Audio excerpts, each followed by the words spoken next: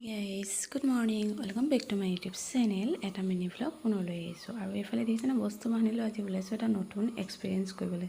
এতিয়া ৰৈছোঁ গাড়ীলৈ একদম হাইৱেত মুঠতে ইমান গাড়ীৰ কাৰণে ৰখি থাকিবলগীয়া হয় নহয় বৰ দিগদাৰ উপায় নাই। এইফালে দাঁতৰ বিষ আকৌ দেই গালে চালে উপৰি আছে দেখিছে নহয় উপায় নাই। এয়া বলক ট্ৰেভেলাৰত গৈ থাকোঁ শিৱসাগৰলৈ বুলি। এয়া গৈ আছোঁ ট্ৰেভেলাৰত আৰু ভাগ্য ভাল আজি মই আজি চিট পালোঁ নহ'লে সেইফালেও এটা সমস্যা বাৰু বলক।